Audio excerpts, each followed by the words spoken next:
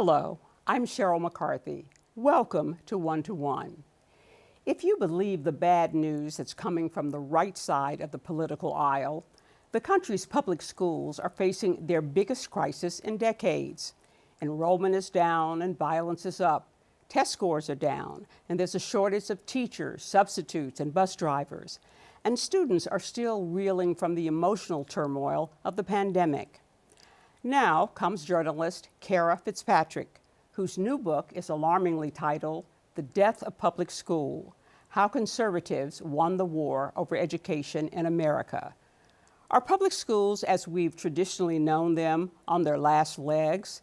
And depending on whether Joe Biden or Donald Trump gets elected, what will the public education system look like in the future? Welcome. Thanks for having me. You know, according to the statistics that I have read, something like 80 to 90% of all school children in the country still attend what we consider traditional public schools. And yet you've written a book about the death of the public school. Yeah, I mean, most American kids do still go to public schools. If you count charter schools in that figure, you get to the roughly 85% to 90% mark. Not everyone would count charters. But what I'm really sort of doing with the book is I was tracing this history of a very successful movement by conservatives to essentially change the definition of public education from what we have, for more than 100 years considered to be a public school, which is that it's secular, it's free, no tuition, and that it's, in theory at least, open to everyone. And what conservatives are really pushing is this different definition of public education, which says that any kind of education paid for with public money, with tax dollars, is education, is public education. And that would include religious schools, that would include homeschooling, just anything that a family might want. So really, it's your book is about the struggle between the right and the left over how we're going to define public schools.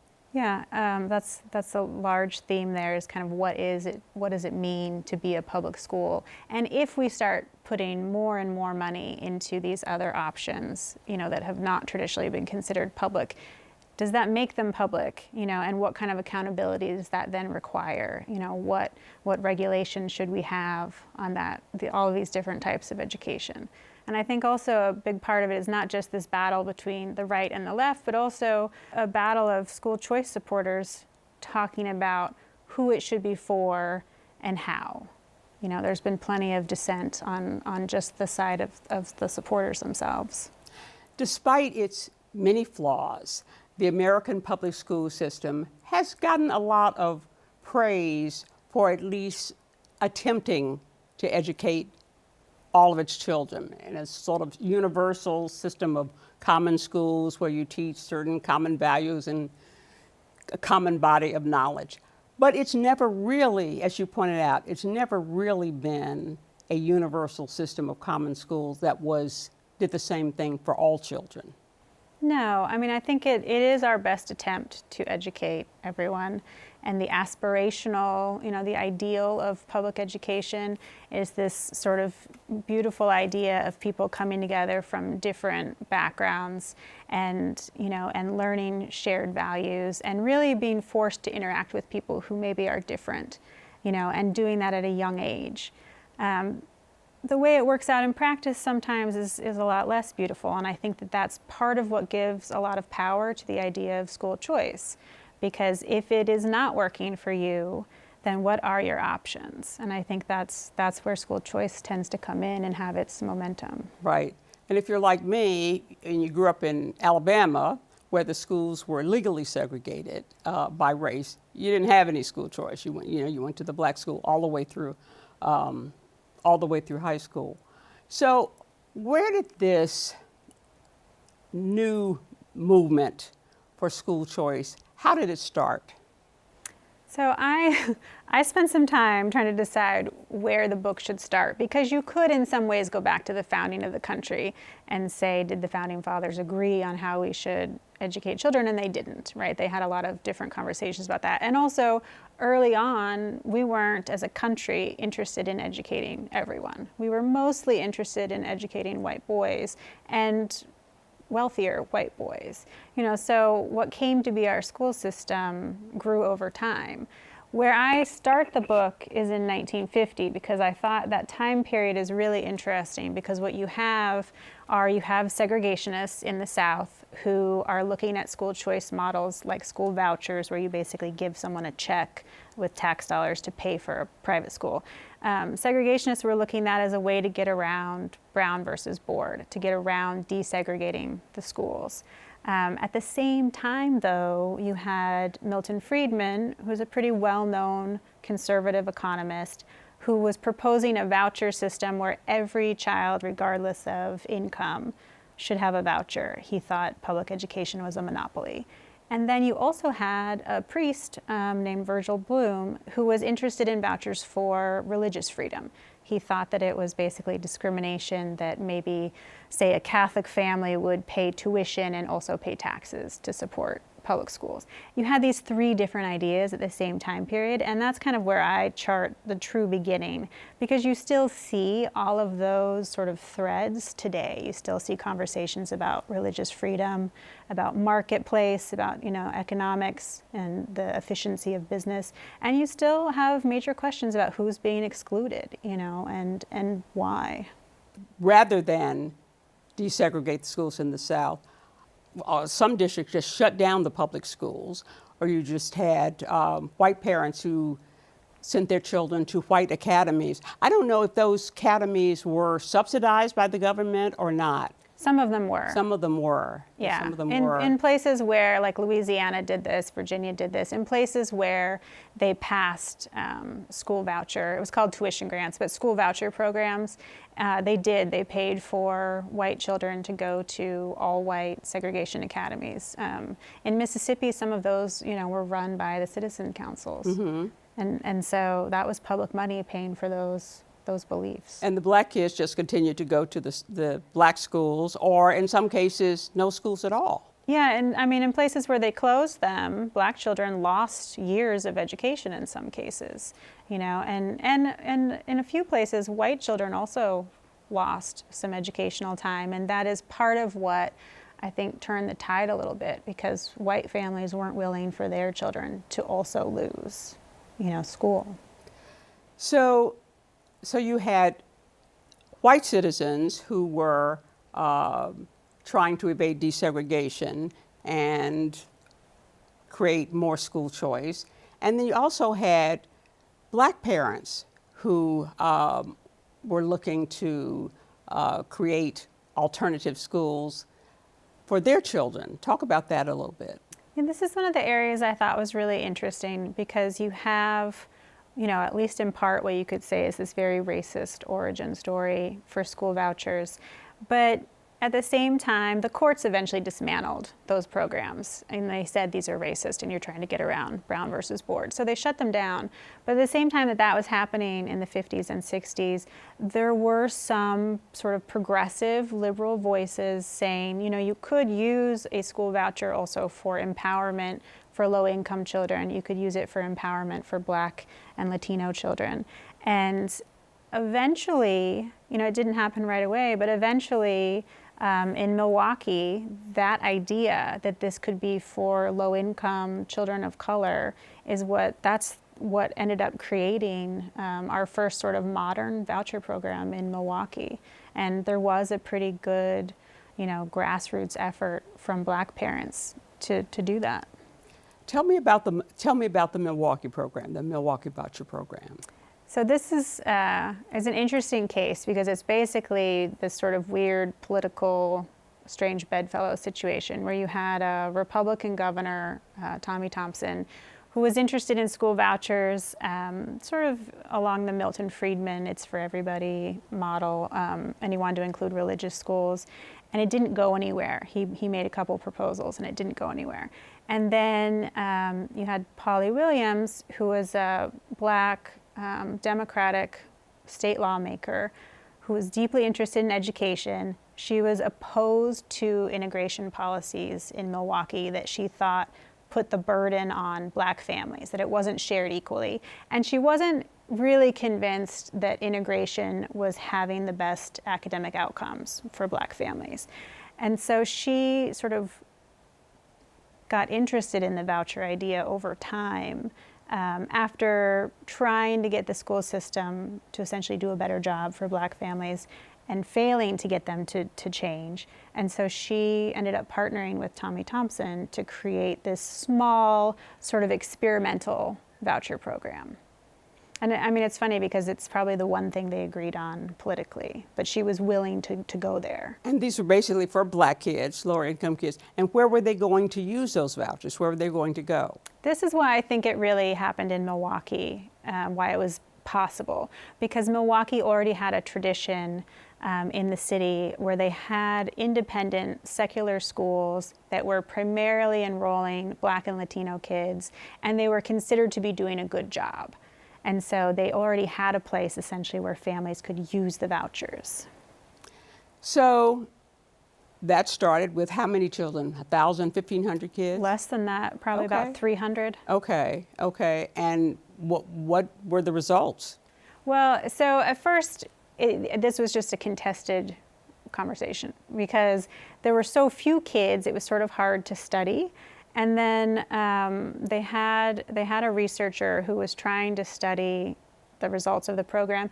And the initial, when they finally came out, it was like 5 years later, they finally come out and say that basically the kids were doing about the same as the kids in the public school system. And so, you know, it just kind of raised these questions of, okay, well, then is this a failed experiment? But that was contested by other researchers who said, actually, you know, the kids that are in the program are among the most vulnerable. And so if they're bringing them up to the same level, then actually they are having an effect. And then, you know, there was another state agency that basically said it's too small to even study. Okay. So then, starting with the Milwaukee voucher program, but that started to take off in bigger directions, right? In Milwaukee and in other places? Well, Cleveland became the second city in the country to get a school voucher program. Somewhat similar to Milwaukee in the sense that there was some dissatisfaction with how the school system was doing. That school system actually just had a lot of turmoil, and it had been taken over by the state. And so there was an argument made that school vouchers might be, you know, a good reform to try there. But for a long time, it was just Milwaukee and Cleveland. The big difference was that Milwaukee started off with only secular schools and then added religious schools. Cleveland just went straight to, we can include religious schools. And so it became this very contested area of, is this even constitutional? Okay. And then the Supreme Court finally said, it's not. After many, many years of court cases and arguments and things, the Supreme Court said it is for Cleveland. Oh, okay. In 2002, they said that you can use school vouchers and have them go to religious schools. And the reason was that because you had parents essentially making the choice. It wasn't the government saying we're going to give money to religious schools. If a parent didn't choose that, money didn't go there. And that was how they won the case. So are there a lot of school voucher programs in a lot of states and cities today? Did it take off in a big way? Today, the pandemic has really fueled the biggest expansion that we've seen. So more than half of the states have some kind of school choice program. And we are now up to 9 states where every single kid in the state is eligible for what's called an ESA. And it's not even just a voucher. You essentially get an account with tax dollars in it, and you can use it for a variety of options. So in some places you can pay for homeschool expenses, you can pay for tuition at a private school, you can pay for online therapies. In a few places you can actually sort of purchase classes at a public school. And so it's basically, you can use this for almost anything. And you can use them at religious schools. It can be Yeah. a Catholic school, it can be a Jewish school. Yeah. Okay. So they're the vouchers. There are also tax credit scholarships and education savings accounts. Yeah, and it's basically the same idea. The tax credit scholarship is the money is being donated, maybe by a company in exchange for a tax credit. And that really arose because they weren't sure if school vouchers were going to be constitutional. And so it was another way of basically achieving the same end. And then the education savings account has actually been really popular just in the last few years, I think because it is the most flexible option. You can use it in a variety of ways. And how does that work? You just put aside some money and it's deducted from your your taxable income? How does that work? No, if you say that you would like to do an education savings account, then, I mean, they run these in different ways, but basically you have a limited account with maybe like $8,000 in it, and then you can either apply and say, I would like to spend it on this curriculum or X, Y, and Z things, and the state approves it or they don't approve it. And it depends a little bit on where you live, how they've decided to set up the program. Okay. So then you get the charter school movement, which has been big in recent years. The idea behind it. Charter schools arose around the same time as vouchers, so the early 90s. And it was actually propelled by Democrats, and in some ways it was because it was an answer to vouchers, because conservatives were primarily the people pitching vouchers as a reform. And so Democrats didn't have sort of their own answer to that until charter schools. And it allowed them to say, we're in favor of choice, just it has to be public choice. And the idea was that a charter school would still be a public school, it would be public funded, but it would have sort of this freedom from the bureaucracy of school districts. And so that idea really took off and actually was supported by Republicans too. It had a lot of bipartisan support. And a lot of the impetus behind that was to get Black, Latino, low-income students out of poor-performing schools into schools that perhaps were more creative and where they would thrive better. Yeah. Yeah, and one of the real popular models was called No Excuses. And it wasn't no excuses for the kids, it was no excuses for the grown-ups. It was, we will do whatever it takes to help these children thrive. And in some places that meant longer school day, longer school year, having teachers on call in the evenings for questions about homework, like just this model of really being all in, that we're going to overcome, a kid's 2-3 years behind in school, it doesn't matter. We're going to do anything possible to help that child thrive. And I was reading that I think in Newark, New Jersey, something like, I don't know if it's a third or a half of all the public schools are now charter schools. Yeah, Newark is one where there's a really strong charter sector. San Antonio is another. New Orleans is the one that people talk about a lot because after Katrina essentially wiped out the school system, what they turned to was a charter model, and it became a place where almost every single public school was a charter school. So the question is, have charter schools improved the level of education for those most vulnerable children? Have they proven to have had the effect that people wanted them to? And the answer is sort of complicated. They've had a lot of really good results in urban areas. Some of those sort of all-in models have really done a good job of increasing test scores.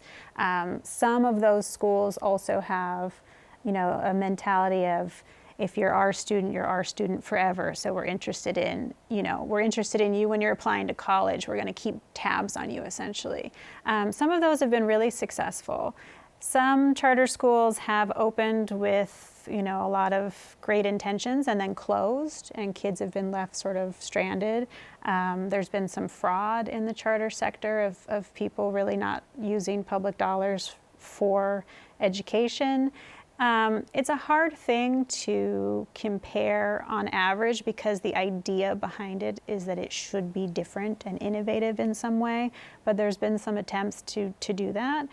And there was a study that came out this past summer that basically said that charter schools had a small test score advantage over the traditional schools, but the difference was like if you were in the 50th percentile in math, if you went to a charter school, maybe it's now 50.4. So on average, a very small difference. Well, the big controversy, the big opposition to charter schools was that they were going to take money away from the traditional public schools and impoverish. There would no longer be much public support for public schools or the children who were left in them.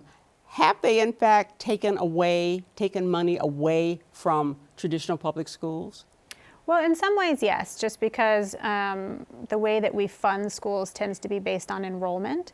So if you have a thriving, growing charter sector, and you don't also have like a big increase in population, there's only so many children. So we have seen in some places where there's discussions about, closing under-enrolled traditional public schools.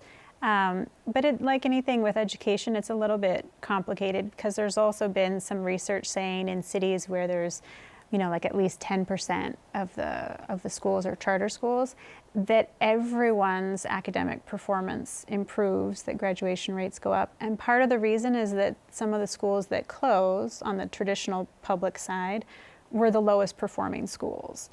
And so I think from a policy standpoint, you have to decide, is that a good thing, a bad thing, So it's complicated in that sense. School choice has become a major political issue for the right, for Republicans. Why? Why are they so invested in it? I think it has, over time, become one of those hot button issues for them, and I think it is a really appealing concept, just the idea of choice, of everyone getting to pick education that aligns with their values. That's from a political standpoint, sort of a compelling and easy thing to explain. And so I think that has been politically useful for them. It also has given them something to talk about in education, that this is what we're for, that everyone gets choice. And so it's just become part of the party platform at this point. So we've got Biden and Donald Trump presumably running for president. How do you think whether one or the other gets elected president is going to affect what the school system is going to look like? I mean, it's hard to say just because sort of the hallmark of American education is local control. It's so much based on where you live. But Trump has been a supporter of school choice, and he talked about that, when he was first running. And so, one would assume that if he gets reelected, that he will have another education secretary who is a choice supporter and will, advocate for that. President Biden has been opposed to most forms of choice, and actually even charter schools has raised some questions about that. And so I think if he is reelected, that there's not going to be any kind of encouragement from the White House for school choice models. But in some ways it doesn't matter, because if you are in a red state and the legislature and the governor are Republican, they're probably going to continue to expand school choice. I assume that you wrote this book because you feel some concern about this movement towards greater school choice and towards less emphasis on the traditional public school. How do you feel about what's happening, or what would you like to see happen? Well, I actually was trying to write about the history of the movement because I thought it was important, and I thought it was sort of a public service that it be all in one place. But I actually was trying to remain fairly neutral because there are so many partisan books out there for or against. And it felt like, as a journalist, that each side even had their own origin stories, and there wasn't sort of a shared understanding of the facts. Right. And so I felt like I wanted to try to create that. But at the moment in time in which I was finishing writing the book was during the pandemic. And it was at the same moment that Republicans were really more aggressively attacking public education.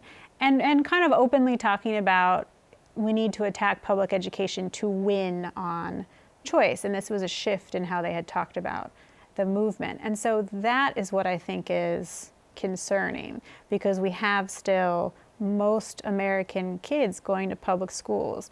And if lawmakers are out there calling them indoctrination camps and really trying to create suspicion around public education, the outcome of that cannot be good for the country as a whole. And so that's where my concern is, I think, as a journalist. So what do you want readers to take away from your book?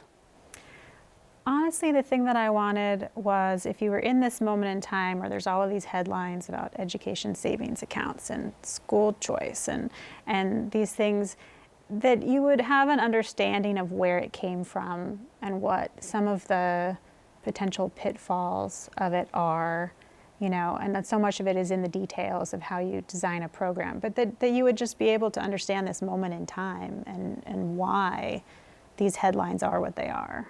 Very interesting book, and unfortunately we're out of time. So I'd like to thank Kara Fitzpatrick for joining me today. Her book, The Death of Public School: How Conservatives Won the War Over Education in America, is available online and in bookstores. To learn about our upcoming shows, you can follow us on Twitter at 1-to-1 CUNY TV. For the City University of New York and 1-to-1, I'm Cheryl McCarthy.